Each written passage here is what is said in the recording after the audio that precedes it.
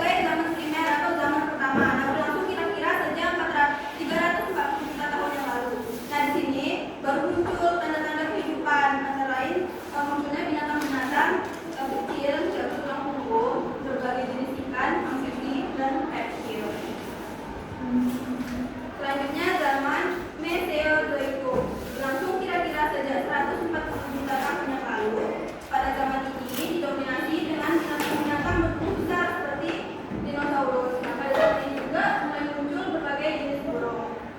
Zaman ini juga disebut sebagai zaman reptil karena pada zaman ini jenis binatang seperti reptil yang paling banyak ditemukan. Selanjutnya zaman Neozoikum. Nah, ini berlangsung kira-kira sejak 60 juta tahun yang lalu. Nah, zaman ini dibagi jadi dua tadi kan. Pertama ada zaman tersier, yang kedua ada zaman kuarter. Nah, zaman tersier ini jenis-jenis reptil besar mulai punah dan bumi dikuasai oleh hewan-hewan besar yang menyusui seperti mamut dan kera. Nah, pada zaman kuarter, zaman ini merupakan zaman awal kehidupan manusia pertama kali di bumi. Zaman ini ditandai dengan munculnya manusia jenis seperti Homo sapiens yang memiliki ciri seperti manusia pada saat ini. Nah,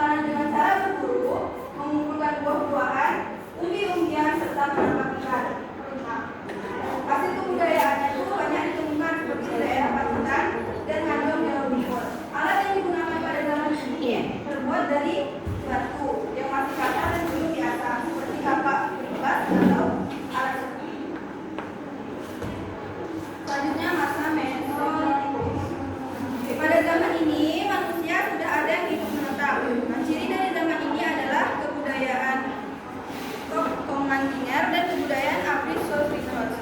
Melitikum ini berasal dari kata meso yang artinya tengah dan litos yang artinya batu, sehingga Mesolitikum ini juga dapat disebut sebagai zaman batu tengah atau zaman batu madia. Selanjutnya Neolitikum. Neolitikum berasal dari kata neo yang artinya baru dan litos yaitu batu, sehingga disebut dari zaman batu baru. Nah, pada masa ini manusia mulai hidup menetap dan mampu menghasilkan bahan makanan sendiri melalui kegiatan bercocok tanam. Hasil kebudayaan yang terkenal ini sebagai tempat penggunaan roh nenek moyang atau tanda peringatan untuk orang yang telah meninggal. Bangunan berupa batu tegak atau suku. Selanjutnya ada dolmen.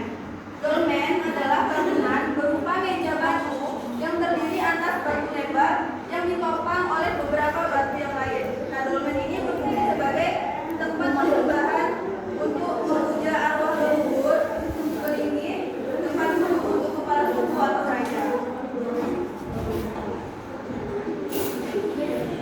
Selanjutnya ada kubur peti batu.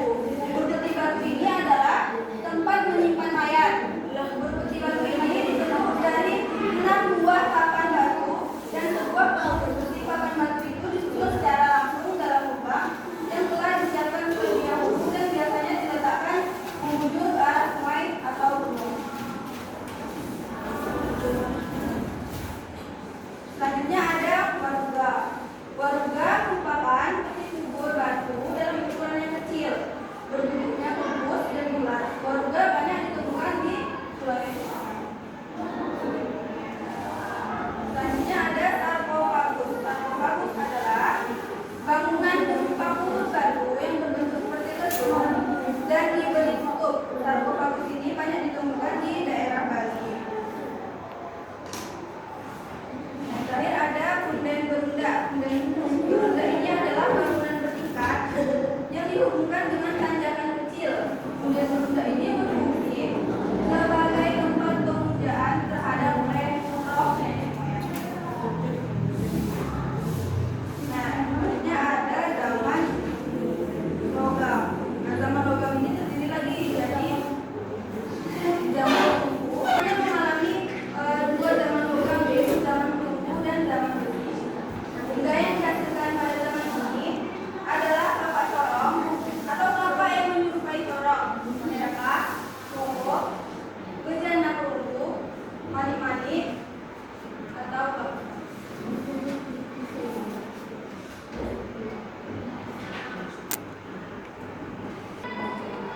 Ibu nanya dulu. Ada yang belum paham atau mau diulang lagi dari awal? Tidak. Diulang. Udah bu, mau diulang. Ulang. Ulang gimana kamu nggak paham? Capek bu ngomong. Tahu, penyewa tinggal juga. Ya, capek ngomong nggak didengarkan. Itu saya diulang kalau tadi. Lanjut bu. Nangis kali. Nggak ada yang nanya, dari gue nanya. Wis.